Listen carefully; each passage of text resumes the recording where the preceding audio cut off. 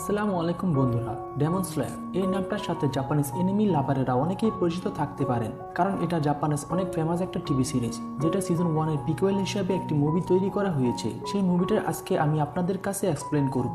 তো গল্পের শুরুতে আমরা এই মুভির প্রধান চরিত্রের সাথে একটু পরিচিত হয়ে নিই। এই গল্পের প্রধান চরিত্রের নাম হলো তানজিরো। তার সাথে আমরা আরো 3-4 জনকে দেখতে পারবো, যাদের মধ্যে বিশেষ হলো জেনিৎসু, ইনচুকুন এবং রেঙ্গুকো। ইনচুকুন হচ্ছে এমন একজন দানব, যদিও সে আগে একজন মানুষ ছিল। এইসব কিছু বিস্তারিত জানতে হলে পুরো গল্পটা শুনতে হবে। তো রেঙ্গুকো মূলত মোগান নামে একটা রহস্যময় ট্রেনে মিশনে যাচ্ছে, কারণ সেই মোগান ট্রেনে নাকি কিছুদিন যাবৎ ঘুমের মধ্যে মানুষ গায়েব হয়ে যাচ্ছে। ওদের ধারণা হয়তো সেই ট্রেনটাতে কোনো ডেমন হামলা করেছে। তো চলুন এবার আসল কাহিনীটার বিস্তারিত শুনে আসি। মুভি শুরুতে আমাদের ডেমন স্লেয়ার কর্পের মাস্টারকে দেখানো হয়। এই মুহূর্তে সে সকল ডেমন স্লেয়ারদের ভবিষ্যৎ নিয়ে খুবই চিন্তিত। সে এখন কিছু ডেমন স্লেয়ারদের কবরস্থানে এসেছে, যারা আগে মৃত্যুবরণ করেছিল। মাস্টারের শরীর এখন তেমন একটা ভালো ছিল না, এই জন্য তিনি বলে যে কিছুদিন পর হয়তো আমিও এদের মাঝে সমাপ্তি হব। এরপর দৃশ্য পাল্টে যায়, আর আমরা তানজিরো, জেনিৎসু এবং ইনসুক নামে সেই প্রধান চরিত্রকে একটা ট্রেনের সামনে যেতে দেখতে পাই। ইনসুক জীবনে প্রথমবার ট্রেন দেখছিল।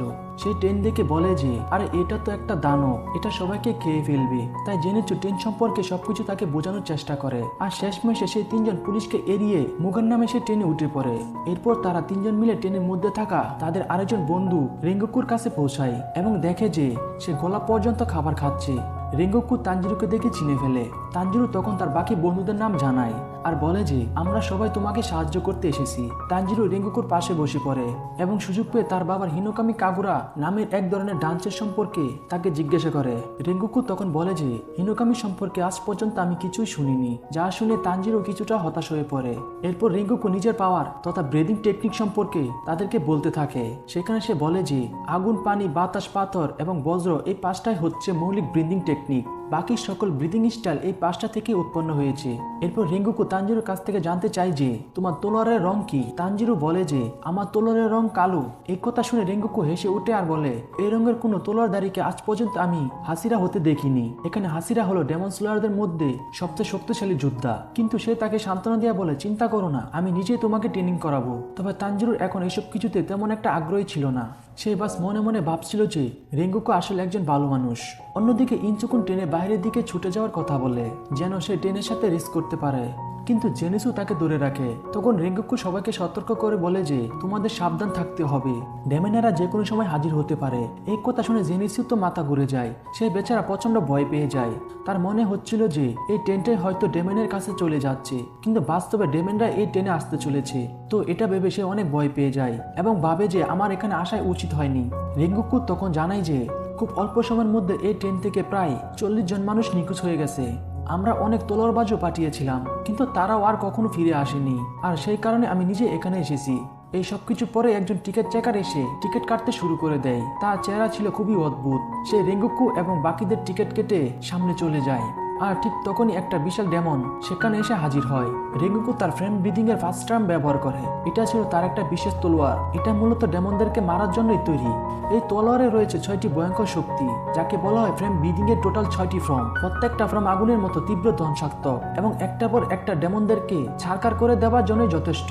তো যাই হোক, রেঙ্গুকু এক আঘাতে সে ডেমনের গলা কেটে ফেলে। তখন রেঙ্গুকুর মনে সন্দেহ জাগে। সে ভাবে যে এই ট্রেনে হয়তো আরো একটা ডেমন রয়েছে। রেঙ্গুকু সঙ্গে সঙ্গে তলোয়ারের সেকেন্ড ফর্ম ব্যবহার করে সেই ডেমনকেও মেরে ফেলে। তাকে এত সহজে ডেমনদেরকে মারতে দেখে তানজিরো, ইনসুকুন এবং জেনিৎসু তারা অনেক বড় ভক্ত হয়ে যায়। তারা সত্যি সত্যি এমন একজন মানুষের সাথে কাজ করতে পেরে খুবই খুশি ছিল। তারা রেঙ্গুকুকে অনুরোধ করে যেন সে তাদেরকে নিজের স্টুডেন্ট বানিয়ে নেয়। রেঙ্গুকু এতে রাজি হয়ে যায়, কিন্তু তারা তখনও জানতো না যে এই ডেমনগুলো তো কেবলমাত্র শুরু ছিল। এরপর সবাই হঠাৎ করে গভীর ঘুমে ডলে পড়ে।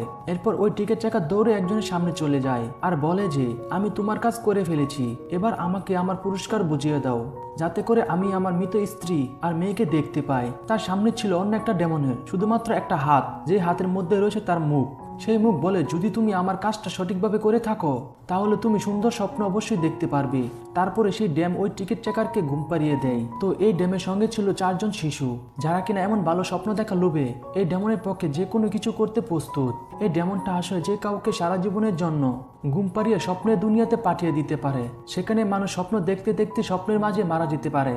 একই সাথে এই ডেমনটা মানুষের জন্য তার পছন্দের স্বপ্নটাও তৈরি করে তাকে দিতে পারে। ডেমন সকল বাচ্চাদেরকে বলে যে তোমাদের কাজ হলো এই টেনে থাকা ডেমন স্লেয়ারদের হাত এমনভাবে বাঁধতে হবে যাতে করে তোমাদের স্পর্শ ওরা না পায়। এরপর তাদের স্বপ্নে ঢুকে তাদের আত্মাকে ধ্বংস করে দিতে হবে, যার ফলে ডেমন স্লেয়াররা বাস্তব জগতেও মারা যাবে।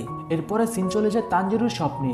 তানজিরু তখন একটা জঙ্গলের স্বপ্ন দেখছিল। হঠাৎ করে সে তার ছোট ভাই আর বোনকে দেখতে পায়। সে ছুটে গিয়ে তাদেরকে জড়িয়ে ধরে। তার ছোট ভাই বোন তাকে নিয়ে নিজেদের বাড়িতে চলে যায়। সেখানে তানজিরু তার পুরো পরিবারকে জীবিত দেখতে পায়। তানজিরু কিছুতেই বুঝতে পারছিল না যে এটা কিভাবে সম্ভব। তারপর তার মনে থাকে যে তার পরিবার মৃত্যু আর যা যা খারাপ কিছু ঘটেছিল ওই সবকিছু হয়তো একটা দুঃস্বপ্ন ছিল, আর এটাই হয়তো সত্যিকারের বাস্তবতা। এদিকে বাস্তবে সে তখনও বুঝতে পারেনি যে ট্রেনের ছাদে একটা ডেমন দাঁড়িয়ে ছিল, আর সেই কাটা হাতটা এই ডেমনেরই ছিল। এই স্বপ্নগুলো এই ডেমনটাই সবাইকে দেখাচ্ছিল। তখনই বোঝা যায় যে এই ডেমনের স্বপ্নের চক্র তখনই শুরু হয়ে গিয়েছিল যখন টিকিট চেকার সকলের টিকিট পাঞ্চ করেছিল। তারপর থেকে সবাই ঘুমিয়ে পড়েছিল এবং গভীর স্বপ্নে ডুবে যাচ্ছিল। অন্যদিকে জেনুচু স্বপ্নে দেখে যে সে যেন একটা ফুল ভরা বাগানে নিজুকুর সঙ্গে সুখে শান্তিতে জীবন কাটাচ্ছে। নিজুকু হলো তাদেরই একজন মেয়ে সঙ্গী। ইনচুক দেখতে পায় যে তার স্বপ্নে তানজিরো, জেনিসু আর নিজুকু তার দাস হয়ে গেছে। তারা সবাই মিলে একটা গুহার ভেতরে চলে যায়। সেখানে লর্ড ইনচুক তাদেরকে নির্দেশ দেয় ট্রেনের ওই দৈত্যটাকে আক্রমণ করতে। রেঙ্গুকু অন্যদিকে নিজের বাড়ির স্বপ্ন দেখতে পায়। সেখানে সে তার বাবাকে বলে যে আমি এখন একজন বড় যোদ্ধা হয়ে গিয়েছি বাবা। কিন্তু তার বাবা এটা শুনে খুশি হয় না, বরং বলে তাতে কি হয়েছে, তুমি তো এখন অকাজেরই রয়ে গেছো। রেঙ্গুকু জানায় যে আমার দাদু তো একসময় ডেমন স্লেয়ার ছিল, কিন্তু একদিন সবকিছু ছেড়ে তিনি চলে গিয়েছিল। এরপর রেঙ্গুকু তার ছোট ভাইয়ের সাথে দেখা করে। তাকে বলে যে বাবার সাথে দেখা করে কেমন লাগলো ভাইয়া, একদিন আমিও তোমার মতো যোদ্ধা হব। তা তোমার কথা শুনে বাবা খুশি হয়েছে তো? রেঙ্গুকু বলে যে বাবার মুখে কোনো খুশির ছাপই ছিল না, কিন্তু তুমি হতাশ হইও না, সবসময় তুমি যেটা করো যেটা তোমার মন চায়। এদিকে বাস্তব জগতে তখন একটা মেয়ে রেঙ্গুকুর হাতে নিজের হাত বেঁধে তার স্বপ্নে ঢুকে পড়ে, আর রেঙ্গুকুর হৃদয় খুঁজতে থাকে।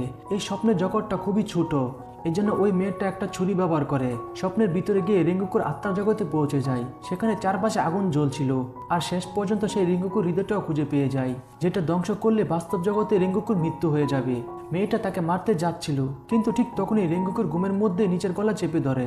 আসলে রেঙ্গুকু এতটাই শক্তিশালী একজন যোদ্ধা ছিল যে সে ঘুমের মধ্যে নিজের প্রাণ বাঁচিয়ে ফেলে, তবে সে তখনও স্বপ্ন থেকে বেরোতে পারেনি। অন্যদিকে তানজিরো এখন নিজের পরিবারের সাথে আবারও জীবন কাটাতে শুরু করে দিয়েছে, কিন্তু এখানে সে কোথাও নিজুকুকে খুঁজে পাচ্ছিল না। এরপর একদিন তানজিরো নদীর ধারে পানি নিয়ে আসতে যায়, কিন্তু সেখানে সে পানিতে নিজের ছায়া দেখতে পায়। ছায়াটা তাকে বলে যে এটা একটা স্বপ্ন এবং তোমাকে বাস্তবে ফিরে যেতেই হবে। তানজিরোর এই কথাটা বিশ্বাস হয়ে যায়। সে সত্যি সত্যি সে হয়তো একটা স্বপ্ন দেখছে, কিন্তু সে জানতো না যে কিভাবে সে বাস্তব জগতে ফিরে আসবে। এইদিকে টেনে থাকা নিজুকুর ঘুম ভেঙে যায়। নিজুকু বাইরে এসে পরিস্থিতি এমন খারাপ দেখে সে তানজিরোকে জাগানোর চেষ্টা করে, কিন্তু তানজিরো ঘুম থেকে জাগছিলই না। এতে করে নিজুকু রেগে যায় এবং নিজের মাথা তানজিরোর মাথায় মারে, যার ফলে নিজুকুর কপাল বেয়ে রক্ত পড়তে থাকে। তারপর নিজুকু নিজের রক্ত দিয়েই ফায়ার অ্যাটাক করে দেয়। এই আগুনে স্বপ্নের মধ্যে থাকা তানজিরো হঠাৎ করে জ্বলতে শুরু করে এবং সে তার ডেমন স্লেয়ারের আসল ইউনিফর্মে ফিরে আসে। স্বপ্নের মধ্যে তার পরিবার সবাই ভয় পেয়ে যায়, এমনকি তারা কিছুই করতে পারে না আর বুঝতেও পারে না যে এটা হচ্ছেটা কি। তানজিরো তারপর সকলকে বিদায় জানিয়ে বাড়ি থেকে পালিয়ে যায়। ঠিক তখনই পথের মাঝে প্রথমবার সে নিজুকুকে দেখতে পায়। নিজুকু তানজিরোকে থামানোর চেষ্টা করে। এদিকে তানজিরোর পুরো পরিবার সেখানে এসে উপস্থিত হয়। তানজিরো বলে যদি সত্যি আপনারা জীবিত থাকেন তাহলে আমি যেভাবেই হোক এখান থেকে নিয়ে যেতাম, কিন্তু ভাগ্যটা তো অন্যরকম, এই জন্য আমি এখন কিছুই করতে পারবো না, এখানে আমি থাকতে পারবো না, আমি আপনাদের সবসময় মনে রাখবো। এরপর সে তার পরিবার থেকে বিদায় নিয়ে সত্যি সত্যি এখান থেকে পালিয়ে যায়, কিন্তু স্বপ্ন থেকে বের হবার কোনো পথ খুঁজেই পায় না। কিছু সময় পর সে তার বাবাকে দেখতে পায়। আসলে তার বাবা তাকে এই স্বপ্ন জাল থেকে বের হওয়ার জন্য সাহায্য করতে এসেছে। তার বাবা বলে যে তোমার তলোয়ারটা হাতে তুলে নাও, বাইরে বের হবার রাস্তাটা তোমার খুবই কাছে রয়েছে। এইদিকে তানজিরো স্বপ্নে সেই দ্বিতীয় বাচ্চাটা এসেছিল। সে তানজিরো হৃদয়টা খুঁজে পেয়ে যায়, কিন্তু তানজিরো হৃদয় এত সুন্দর এবং পানির মতো শান্ত ছিল যে বাচ্চাটা এমনটা বিশ্বাস করতে পারছিল না। এইদিকে জেনিসু আর ইনজুকের স্বপ্নে বাকি দুই বাচ্চা খুব সহজে ঢুকে পড়েছিল, কিন্তু ওরা দুজন এই বাচ্চা দুজনকে বের করে তাদেরকে প্রচুর মারতে শুরু করে, কারণ তারা নিজেদের এই সুন্দর স্বপ্ন কোনোভাবেই ভাঙতে চাচ্ছিল না। এমনকি বাচ্চা দুজন উল্টে ওদের থেকে পালিয়ে পালিয়ে নিজেদের জীবন বাঁচানোর চেষ্টা করে। অন্যদিকে তানজিরো তার বাবার কথা মতো তরবারি তুলে নেয়। তারপর সে বুঝতে পারে যে কিভাবে এখান থেকে বের হতে হবে। এরপর তানজিরো অনেক ঝুঁকি নিয়ে নিজেরই তরবারি দিয়ে নিজের গলা কেটে ফেলে, আর বাস্তবে সে পৃথিবীতে ফিরে আসে। ঘুম থেকে উঠে সে দেখতে পায় যে নিজুকু ছাড়া বাকি সবাই ঘুমিয়ে রয়েছে। এবং তার সঙ্গীদের হাতে কিছু বাচ্চাদের হাত বাঁধা রয়েছে।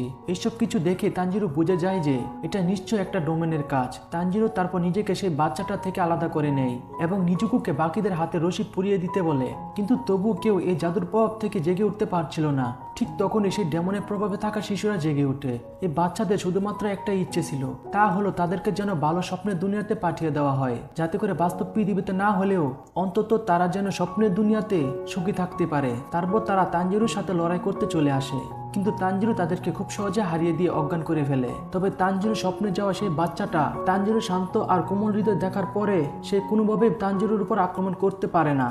এরপর তানজিরো এখন একাই ডোমেনদের বিরুদ্ধে লড়াই করতে বেরিয়ে পড়ে, কিন্তু অদ্ভুত কিছু গন্ধ নাকে আসতে তানজিরো বুঝতে পারে যে ডেমনটা আসলে এই টেনে ছাদেই রয়েছে।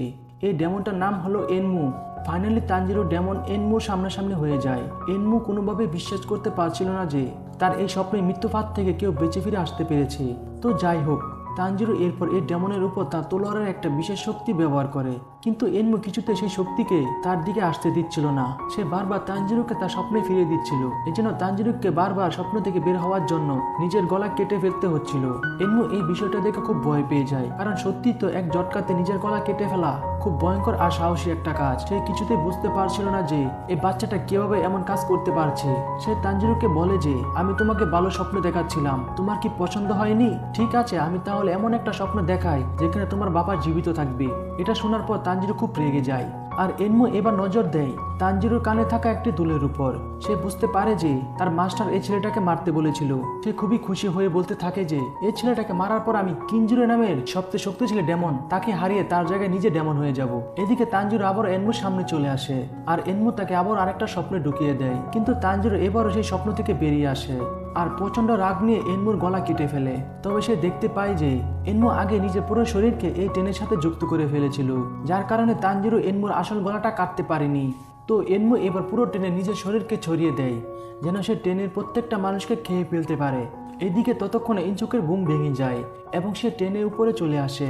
তানজিরো তাকে বলে যে এই পুরো ট্রেনটা এখন ডেমন হয়ে গেছে আর আমাদের এখন মানুষদেরকে বাঁচাতে হবে। যা শুনে ইনচুক বলে যে আমি তো প্রথমেই বলেছিলাম যে এই ট্রেনটা একটা ডেমন, কিন্তু তোমরা তো কেউ এই ইনচুকের কথা মনোযোগ দাওনি। এরপর সে ইনমুকে মানুষ খাওয়া থেকে আটকানোর চেষ্টা করে, আর এখানে নিজুকু এসেছিল তার ডেমন রূপে।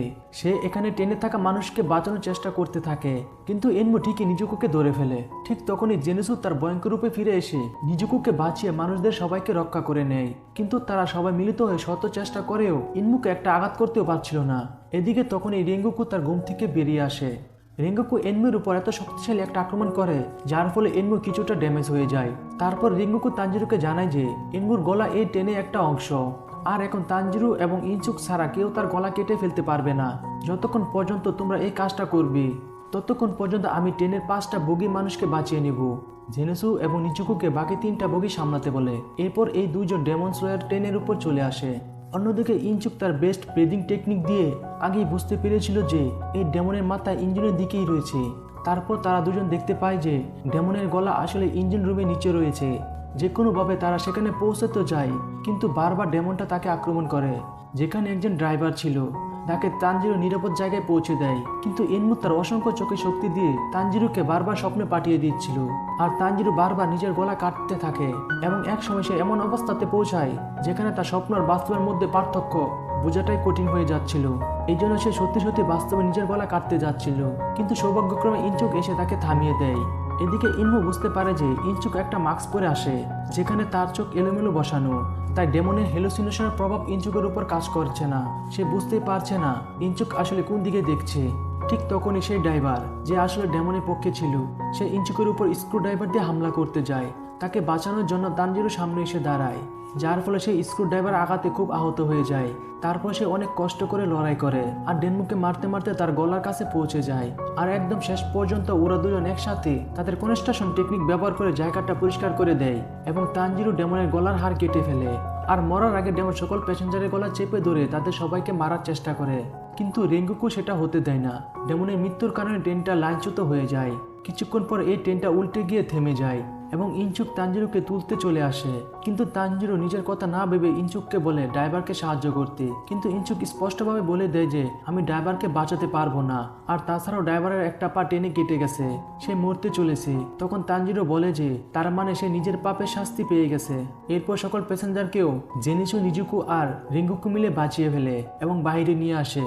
এইদিকে ডেমন এনমু মরতে মরতে ভাবছিল যে আমি কি সত্যি মারা যাচ্ছি, এটা কতটা খারাপ বিষয়, আমি তো আজকে একটা মানুষকেও মারতে পারলাম না। এইসব কিছু হয়েছে ওই ডেমন স্লেয়ারগুলোর কারণে, বিশেষ করে তানজিরোর কারণে।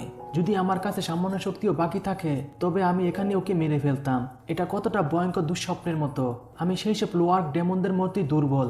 আপার ওয়ার্কের ডোমেনরা শত শত বছর ধরে একই রকম রয়েছে, তাদের কোনো ক্ষতি করা যায় না।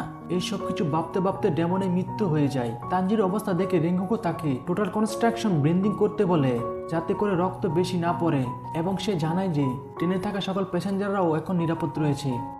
তাই তানজিরো চিন্তা করার কোনো কারণ নেই, সবকিছু ঠিকঠাক হয়ে গেছে। তখনই সেখানে কেউ একজন এসে উপস্থিত হয়। রিঙ্গুকু এবং তানজিরো দেখতে পায় যে সে ছিল আপার লেভেলের 3 এর ভয়ানক ডেমন কিজু আকাজা। আকাজা সেই তানজিরোকে মারার চেষ্টা করে, কিন্তু রিঙ্গুকু তার হাত কেটে ফেলে। কিন্তু তারা দেখে যে আকাজার হাত 1 সেকেন্ডই ঠিক হয়ে যায়। আকাজা রিঙ্গুকুকে প্রস্তাব দেয় যে তার সাথে ডেমন হয়ে যাওয়ার জন্য, কারণ রিঙ্গুকু অনেক শক্তিশালী।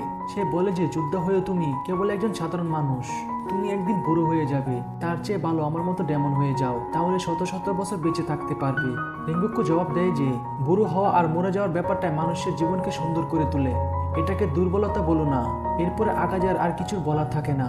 রিঙ্গুকু মৃত্যুর জন্য প্রস্তুত হয়ে যায় এবং তানজিরোকে বাধা দিয়ে বলে যে সে যেন এতে হস্তক্ষেপ না করে। তারপর সে যুদ্ধের জন্য এগিয়ে যায়। আর এই যুদ্ধ এতটাই তীব্র আর ভয়ঙ্কর ছিল যে তানজিরো এবং ইনচু বুঝতে পারছিল না যে কি করতে চলেছে। রিঙ্গুকু আকাজাকে বড় বড় আক্রমণ করে মারতে থাকে, কিন্তু আকাজা রিজেনারেট করার ক্ষমতা এতটাই বেশি ছিল যে এইসবের কিছু তার উপর প্রভাব ফেলছিল না, বরং তার একের পর এক আক্রমণে রিঙ্গুকু আহত হয়ে যেতে থাকে। তখন আকাজা বলে যে মানুষ আর ডেমনে এটাই তো পার্থক্য, এখনো সময় আছে, ডেমন হয়ে যাও। কিন্তু রিঙ্গুকু তার কোনো কথাই শুনে না এবং নিজের সর্বোচ্চ চেষ্টা চালিয়ে যেতে থাকে। সে তার সকল ব্রিদিং ফর্ম আকাজের উপর প্রয়োগ করে, কিন্তু তার কোনোটাই আকাজের উপর প্রভাব ফেলে না। কিছুক্ষণ পর রিঙ্গুকু পুরোপুরি ক্লান্ত হয়ে পড়ে এবং সে আর লড়াই করার মতো পরিস্থিতিতেই ছিল না। তখন আকাজা বলে যে তুমি আমার উপর যতগুলো আক্রমণ করেছো সেগুলো সব ঠিক হয়ে গেছে, কিন্তু তোমার শরীরে যে ক্ষতি হয়েছে তা কি আর ঠিক হবে?